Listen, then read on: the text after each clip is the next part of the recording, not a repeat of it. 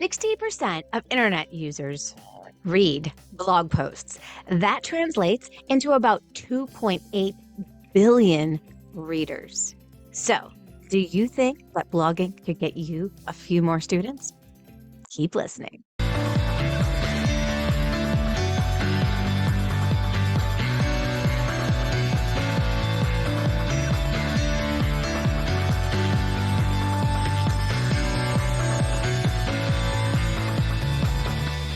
Blogging has become an essential tool for tutors to be able to get found and boost their online visibility. And we're going to be talking exactly about that today. My name's Joanne Kaminski, and I've been helping tutors be able to get found organically online since about 2012, because that's how I was getting found. And today, I still get found. I know a lot of tutors that need to reach on out to their students and reach out to potential students in order to be able to get students. But I have actually created this way to get found, which is called attraction marketing. My students are attracted to the content that they see of me, whether it be videos or blogs or other tools that I use. And then when I'm busy with my online tutoring business, actually tutoring, people are still finding me without me having to reach out to them. And those are the strategies that I love to be able to share with tutors, because I know that a lot of us are working with a limited budget. And there are so many things that you can do without having to pay high fees out there in order to get found for your tutoring business. So, why is blogging important for tutors? Honestly, it can boost search engine ratings, okay? What ends up happening when you are creating a website, but you don't ever add any content onto it, becomes essentially this online business card. And Google doesn't like that so much. Why? Because it means that people are quickly clicking away from your website. They may look at it for a second and then bounce back and go somewhere else. What they want is that the search results that they are putting at the very top of their website, that people are staying on there for a long time, because that gives more credibility to Google.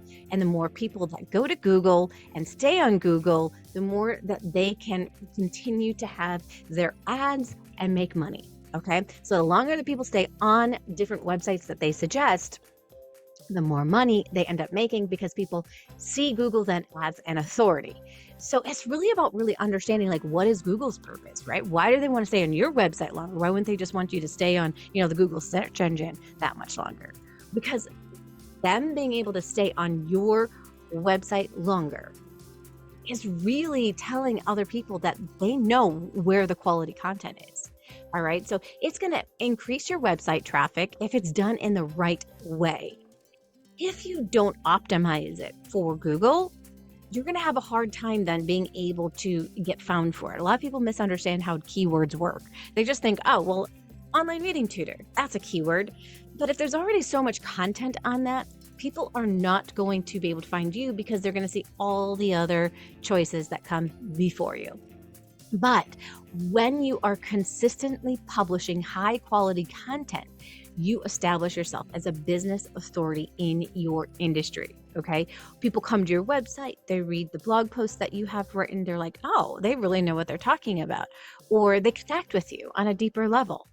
And so this can then drive more conversions, because then you can have a call to action that is then going to get them to move forward with either filling out that contact form or being able to get a free assessment or a free consultation, right? And when I go to other tutors, that is going to be something that's going to help you be able to stand out. But of course, we know that if you put junk out there, it's not going to have a good result for you, right? You want to create high quality blog content. So you really want to understand the audience that you're writing for. So this is where it really becomes important. A lot of people say, Joanne, I don't want to niche down in my online tutoring business. I just want to specifically focus on, tutoring everything that I can, because I love tutoring all the different, subjects. But at the end of the day, if you really want to do a great job with getting the word on out there, Pick a specific focus that you can create content about, you can get known for, you can, have language to be able to speak to your ideal client because the things a lot of times people don't even like they'll niche down to like a topic, but they don't niche down then on age.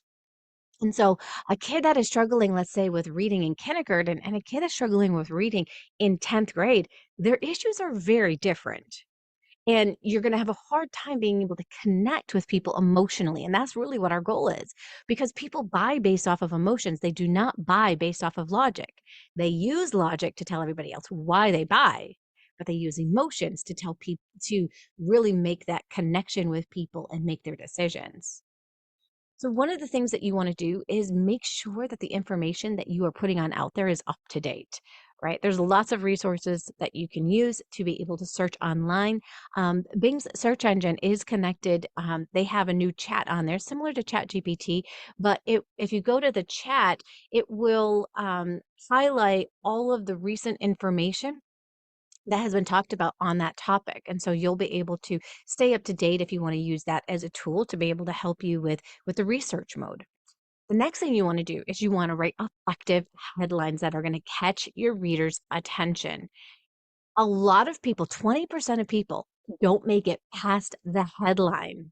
So if you don't have a catchy headline, you are going to have a hard time catching people's attention and having them read on. So it's one thing to have people like click on your stuff, but they'll just like bypass it if you don't have a good heading. And you can use tools like ChatGPT to come up with a good heading. Ask it to create a fancy headline for you so that you can easily be able to catch readers' attention. Tell them what the topic is, and it'll give you some ideas or suggestions. Also, you can use different types of media to enhance your content. You can add images inside of there. And on your images, you can add your keyword that you're using that is going to help you to be able to get found by even more people.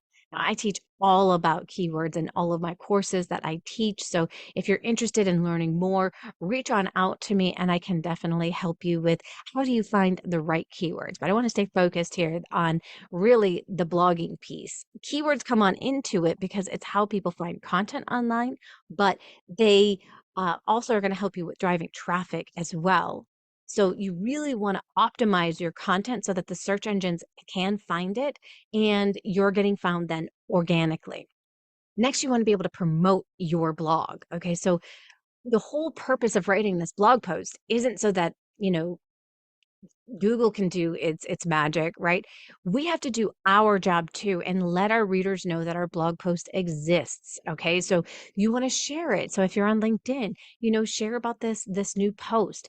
I love tools like ChatGPT and Bard and all these things that can really help us with being able to write something that is going to like they'll write a Facebook post or they can help us with writing a LinkedIn post that will drive more conversions to get people to read it. So you can ask them to, write a Facebook post about this.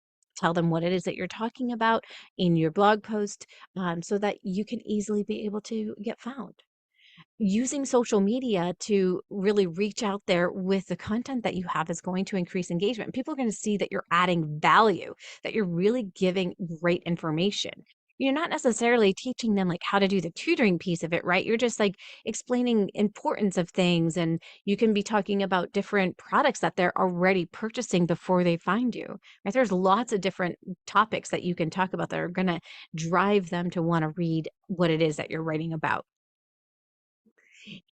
Having an email list helps you be able to grow this following because with an email list, people are going to continue to see that you're offering great content out there. But then when you have new content, you can let them know that you have this content. So you really want to come up with then also like a blogging plan so that people see that you are out there, you're doing this, you care about them, you want them to be successful. And at some point, they're just going to be like, wow, she puts out such great content and I've never seen any other tutor do this.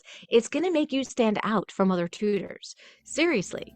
And who knows, maybe they start working with another tutor, but because you're in their inbox, if that other tutor is not successful with their child, they may just reach on out to you at a later point. A lot of people think that the actions that I'm taking today, that they're going to right into a student immediately. But sometimes it takes time. We have people that are on the fence with tutoring. We have people that, they're contemplating, like, is this going to be a good fit for my child now? Should I wait till later? Will this just kind of work itself out? We have some people that they're like, no, I want to take immediate action, but then they just start looking at pricing, and then they get a tutor that just isn't able to do the job as well as they wanted them to be able to do the job. So you never know where people are in the buying process, right? Everybody just assumes that they learn about you, they hire you, but that is not the way that it works. So blogging is a way to begin to build a relationship over time with people and be seen as a thought leader in your industry. You can also repurpose your blog content in other formats and reach people in different ways. You could take a blog and turn it on into, a video, right? And share the same information in video, or go deeper into something, or show like a how-to, something specific that you weren't able to necessarily write down, and then add that as additional information, and then use the video to, bring people to your blog post, or use your blog post to bring people to your video. They're just seeing great content that you're putting on out there.